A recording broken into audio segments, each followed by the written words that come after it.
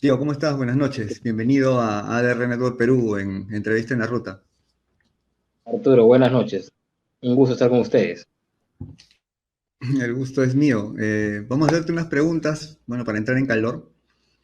Por Y supuesto. bueno, comenzamos pues con los orígenes de tu profesión, ¿no? O sea, ¿cuánto tiempo de experiencia llevas? ¿Cómo te iniciaste? ¿Qué te inspiró ¿no? a esta carrera tan bonita que es la gastronomía? Bueno, cocinando ya alrededor de casi 17 años, más o menos. Eh, Inicié la carrera estudiando en Le Cordon Bleu, Perú, ¿no? Básicamente ingresé ahí apenas salí de la secundaria. Y bueno, he terminado la carrera ahí, me gradué como técnico en cocina ahí.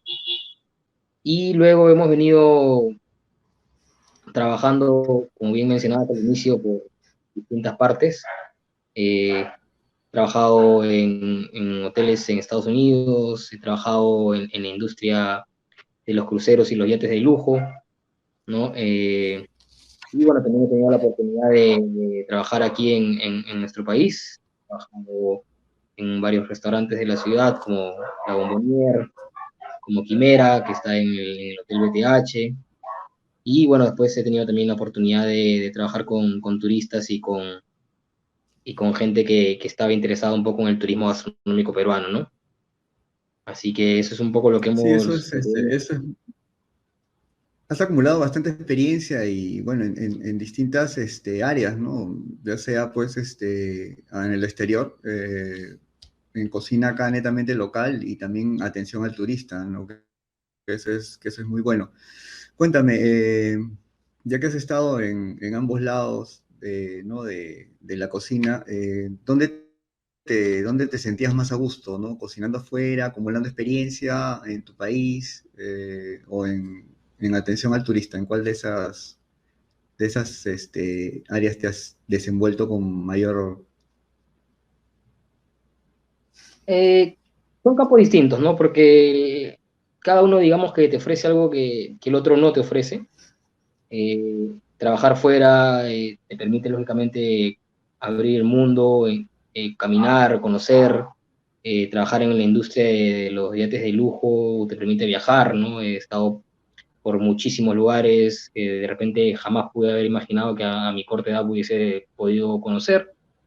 Eh, y te permite, lógicamente, conocer y trabajar con gente de distintos países que te enriquece y uno puede ir aprendiendo distintas culturas y ir un poco agrandando el diccionario de conocimientos, digámoslo así, ¿no? El trabajar en la industria del turismo gastronómico y turismo gastronómico peruano, definitivamente que uno como peruano siempre va a preferir cocinar lo suyo, pero el plus que tiene eso de repente es que pues, es un trabajo un poco más de interrelaciones, un poco más de conversar, de poder mostrarle a los extranjeros, a los turistas y a quien quiera que quiera aprender, ¿no? De nuestro turismo gastronómico es un poco más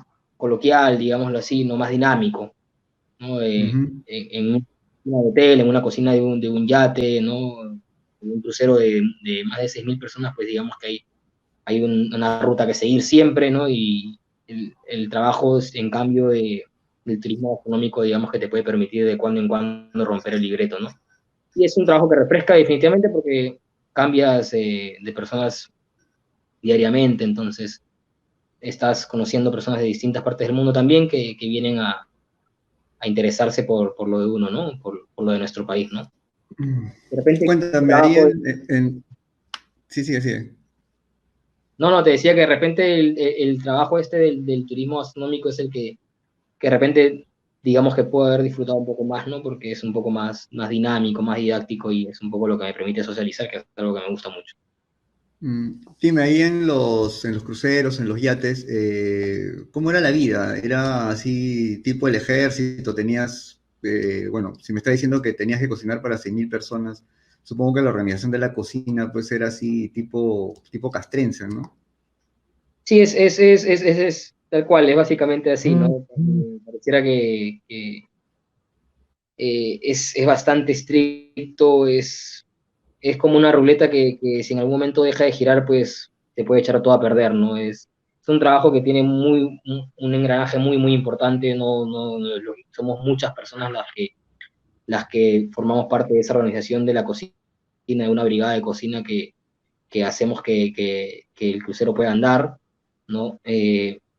Sí hay definitivamente, no es que hagamos lo mismo todos los días, porque lógicamente las personas no van a comer lo mismo todos los días, no va a depender mucho de la zona en la que estemos, los menús van a variar mucho de acuerdo a la zona en la que estemos, ¿no? Porque se trata de mucho de trabajar con el producto que se pueda conseguir en la zona, ¿no? Por cuestión de costos y por cuestión de frescura. Entonces, eso hace bueno, conforme vayamos cambiando de latitudes, vayamos también cambiando el menú, ¿no? Pero sí es un Mm. trabajo muy exigente, un trabajo muy duro, pienso que lo recomiendo mucho para personas que están empezando recién y tienen que formarse un carácter, ¿no? Porque te permite formar justamente eso, ¿no? Un poco Disciplina. disciplinarse mucho y entender que hay que estar, es un trabajo que usualmente no tiene días libres durante el tiempo que estés a bordo, que puede ser 3 meses, 4 meses, en algunos casos 6 meses, depende de las posiciones que tengas. Entonces te exige mucho, es muy físico, te exige mucho estrés cuando tienes posiciones como las que yo he podido tener en el momento que son de dirección. Entonces es un estrés bastante grande. No solamente el tema de cocinar, sino también el tema de mantener la sanidad, que es algo que exige mucho cuando uno trabaja a bordo, ¿no? Entonces es duro, es trabajoso, puede ser estresante en algún momento, pero tiene su payback, como decimos, ¿no? Lo que le devuelve a uno, que es bueno poder conocer y viajar y conocer el mundo de gratis. Dime, ¿y alguna anécdota que hayas, que quieras contar? De repente algún instructor, algún jefe que te haya dado alguna enseñanza o que hayas podido vivir que te ha servido Sí, mucho. para tu formación. La más reciente y una que he aplicado mucho para cuando me ha tocado a mí también instruir y formar cocineros, ¿no? Recuerdo mucho cuando trabajé con un chef francés, un chef con estrellas Michelin que estaba a bordo, que era uno de sus ejecutivos. Y recuerdo que repentinamente me cambiaron a un área que lógicamente era una de las más exigidas, ¿no? De las que tenía mucho trajín, ¿no? Que era el área de los pescados, en el restaurante que estaba en el último piso del yate. Y trabajar con él, imagínate, una persona con estrellas Michelin era mucho más exigido, ¿no? Y él tenía que formarme y entrenarme para que yo pudiera tomar la partida, tomar el área y poderla llevar sin problemas, ¿no? Y recuerdo mucho que la manera en cómo hizo que yo pudiera agarrarle, digamos, la maña, como decimos, al área. Ujú, Me claro. bueno, mañana todo el mundo entra a las 6:30 de la mañana, pero tú vienes mañana a las 5:40, porque tú todavía no estás listo, entonces yo te voy a ir diciendo qué vas a ir haciendo, y conforme vayas avanzando, vas a ir viniendo más tarde. Entonces al día siguiente estaba a las 5:40 de la mañana y él estaba ahí, coge esto, ok, coge aquello, ok, haz esto, ahora haz aquello, ahora pon esto a cocinar, ahora saca esto de aquí, listo, pon esto para allá, y empezando ya, y iba llegando a la hora que tenía que estar listo, ¿no? Y luego me decían, ok, entonces mañana vas a venir tú ahora a las 5:45, y en los 5:40, 5 minutos después. Y hacía lo mismo, ¿no? Y llegaba y me decía, ok, lo mismo aquí, ahora acá, ahora esto, ahora lo otro, el menú de 10 distintos, así que vamos a hacer esto, aquello. Y era como que él estaba haciendo lo suyo, pero me iba dirigiendo para que yo vaya adaptando y así. Y al día siguiente era lo mismo, cada día 5 minutos después, cada día 5 minutos después, hasta que directamente pues llegué a la hora en la que el común de la gente entraba, los demás compañeros, y podía ya también entrar y tener la estación lista a la hora que necesitábamos tenerla para el desayuno, y lo mismo para el almuerzo y lo mismo para la cena, ¿no? Entonces, eso es un poco, digamos, la parte del entrenamiento que, como mencionabas, es un poquito a veces como militar, ¿no? Porque tienen que irte formando y te van llevando de a pocos a veces, Ujú. te sirve mucho, ¿no? Dime, y en los restaurantes que has trabajado acá ya en Perú, digamos que después de venir, ¿no? Con esa disciplina, ¿no? Y un poco pues trabajar ya en tierra, que es un poco más, es exigente igual, pero digamos no hay tanta disciplina, hay un poco pues de camaradería, ¿no? De algo más algo más de tiempo disponible, ¿no? Entre las horas de atención, ¿no? Los huecos que existen, ¿no? Entre un turno y otro. ¿Cómo lo tomaste? Sí, pues la verdad que no, digamos que no me gusta mucho. eh, no estoy de acuerdo con algunas maneras en cómo se lleva la industria aquí en el país, ¿no? Soy enemigo de los horarios partidos, por ejemplo, ¿no?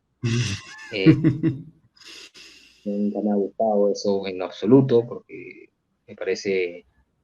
La carrera es dura, pero siento que a veces se lleva ya para el terreno de la esclavitud y no estoy nunca de acuerdo con eso. Siento que se puede hacer un esfuerzo mayor para que los cocineros en el país puedan tener una mejor calidad de vida, bueno, pero el que al final le gusta, el que está acostumbrado, ¿no? Pero sí, digamos que a veces me costaba un poco acostumbrarme al ritmo, a veces uno venía con una mayor rigidez en cuanto a y una mayor exigencia en ciertos puntos, ¿no?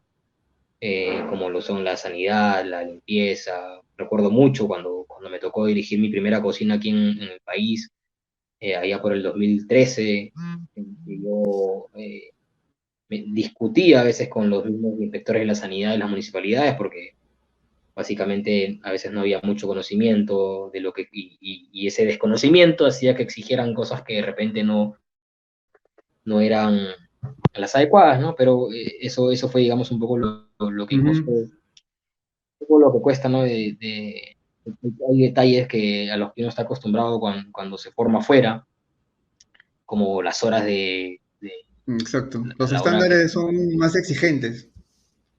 Yo recuerdo mucho que a mí me decían 5:30 tienes que estar fuera de la cocina para ir a comer, y 5:30 todo el mundo tenía que estar fuera de la cocina para ir a comer.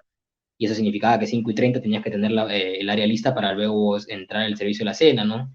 Esa disciplina un poco que a veces era complicado instalarla acá, pero se puede lograr con bastante insistencia, ¿no? La limpieza, detalles mínimos, ¿no? Pero bueno, es a veces complicado ese cambio, pero bueno, ¿no? Igual hay muy, muy buenas cocinas. Me ha tocado trabajar en muy, muy buenas cocinas como Quimera, que era una gran cocina en el tiempo en el que trabajé yo, ¿no? Eh, y se tenía una exigencia tal como la que uno venía acostumbrado, ¿no? Ya, no, te decía que con liderazgo, con organización, una cocina puede salir adelante acá, ¿no? En el Sí, Perú. sí, totalmente. Hay muchos claros ejemplos de eso, así que no. Bueno, cuéntame, ¿qué tal la atención a los turistas? ¿Qué tal la recepción que ha tenido, pues, estas clases interactivas, ¿no? De gastronomía peruana. Ya te digo, es que me quedé muy sorprendido cuando empecé a trabajar en ese sector. Ahorita de repente por todo este golpe de la pandemia ha costado y va a costar todavía recuperar un poco esa industria, pero tiene muy buena recepción. Es mucha la gente que busca ese tipo de turismo. eh, es mucha la gente que está Ujú. interesada, y no solamente aquí en Perú, en muchas partes del mundo uno puede encontrar distintas clases de cocina, eh, y es una industria en crecimiento que deja muy buenas divisas, y, y es un trabajo muy, muy divertido, muy desestresante. Es un trabajo que te permite interactuar, como te decía, con mucha gente, conocer muchísima gente, y mucha gente que viene incluso, me ha tocado en ese camino de trabajar casi 2 años en eso, darle clases a gente que desde que no conoce nada hasta que gente que viene y que son foodies o chefs que trabajan en distintas cadenas de comidas en otras partes. Recuerdo un chef de Holanda que vino a aprender un poco eso. Me ha tocado grabar con gente con que eran que son foodies y que venían a grabar un poco de contenido aquí. Entonces, mucha gente que viene y quiere aprender eso y como te decía, muy bien recibido. Es una manera, pienso quizás la mejor manera de introducir a el Perú hacia una persona que recién llega y que no conoce mucho de eso, ¿no? Dime, ¿qué es lo que más les llama la atención en cuanto a insumos? Insumos de la costa, de la sierra, de la selva. Desde ya lógicamente llama mucho la atención las distintas variedades de papas que pueden existir, las distintas variedades de tubérculos que hay, ¿no? Más de 3.000, imagínate, más de 3.000 variedades de papa que Mm. tenemos, y uno mostrándole apenas 30 quedan maravillados con todo lo que pueden encontrar y ellos acostumbrados a uno o dos tipos. Eh, llama mucho la atención el tema de la quinoa, la cantidad de frutas que hay aquí, que uno a veces uno mismo no conoce. Yo cuando empecé a trabajar ahí recuerdo que no tenía conocimiento de muchas frutas que existían y que son maravillosas, que permiten realizar grandes cosas y uno no las conoce porque a veces está encerrada en esta cápsula que se llama Lima, ¿no? Ah, exacto, sí, eso es verdad. La variedad que tenemos y esa y eso es un detalle que nos permite tener tantos climas, tantas altitudes y eso hace que podamos tener una despensa bastante amplia. La variedad y la amplitud del detalle es lo que una de las cosas que los impresiona, ¿no? Pueden comer desde pescado hasta carne o hasta algo muy, muy fuera de lo común en la selva o en la misma sierra, ¿no? Dime, y en cuanto al ají, ¿cuál es su reacción? Bueno, acá tenemos uno de los ají más picantes, ¿no? Pero no sé si tú has sido Sí, testigo de, ¿no? de alguna prueba de ají, de tipos de sí, sí, ají. eso también se toca mucho, ¿no? Las cosas que siempre se muestran como para introducirlos y para darles, digamos, una base que pueda permitirles entender un poco cómo se empieza a construir el recetario nacional y viene a partir de eso, ¿no? Las papas, el ají, y cuando se llega al ají a veces les cuesta creer que dependemos de eso y que si no existieran los ajíes aquí, de repente no tuviéramos recetario, porque si uno va y abre un recetario de cocina peruana, ¿no? Que el Ají 90% panca y ají amarillo. es amarillo, entonces, y a partir de eso es que empezamos a construir nuestras recetas, ¿no? Siempre una base de ají, un aderezo, y luego Y vamos cebolla. variando, ingresando, ¿no? La proteína que le vamos agregando, la verdura que le damos, o el tipo de cocción que le vamos a dar, ¿no? Entonces, se queda muy, muy impresionados, de hecho regalamos, cuando dábamos las clases, pastas de ají envasadas, ya estas que vienen que son procesadas, que son muy buenas y que uno puede llevar con tranquilidad en la seguridad de los aeropuertos. Regalábamos eso un poco para que la gente me decía, pero yo no consigo esto allá y si esto, por lo que me dices, no me va a salir igual el plato, entonces regalábamos un poco estos pastas de ají para que ellos pudieran tenerlas. Y también hacíamos un poquito de trabajo de scouting para buscar en sus países donde podían conseguir esos productos, ¿no? Y poco a poco uno iba encontrando y iba dándoles esa información también que les permitía pues cocinar en sus casas, ¿no? Y era muy gratificante cuando luego regresaban hacia uno a través de un mail y mandaban fotos de lo que habían cocinado en sus países, ¿no? Con la... Qué espectacular. Sí, totalmente, muy, muy gratificante.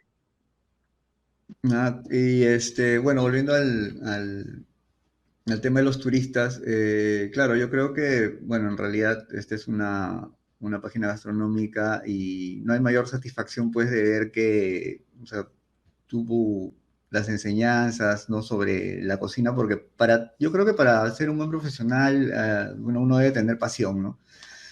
Y de verdad,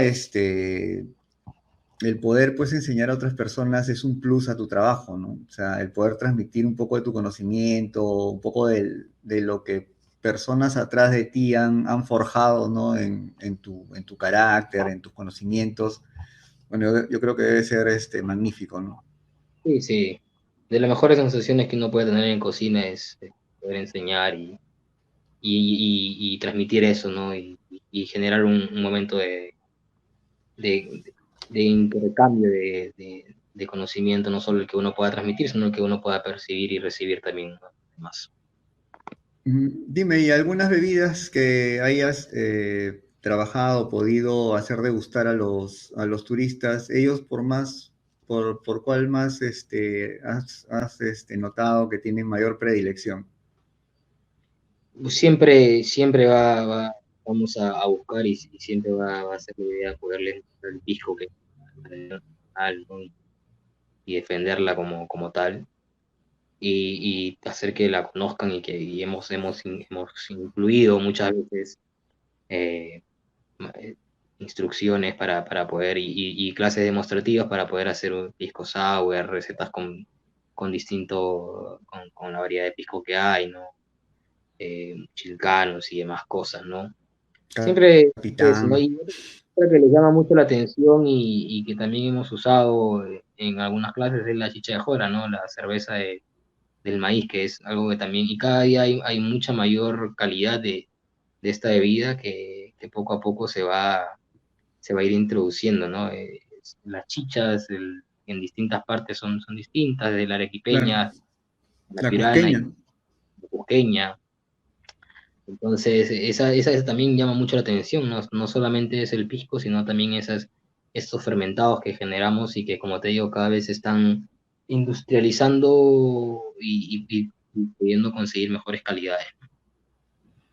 Y en cuanto bueno, hablando de ya de la sierra, digamos el chuño, la papa seca, el charqui. Sí, esas cosas también llaman mucho la atención. La gente se quedaba muy asombrada de cómo se obtenía el chuño, cómo se obtenía el tema del tocosh y todas estas cosas, ¿no? Este proceso que se inventaron los incas, ¿no?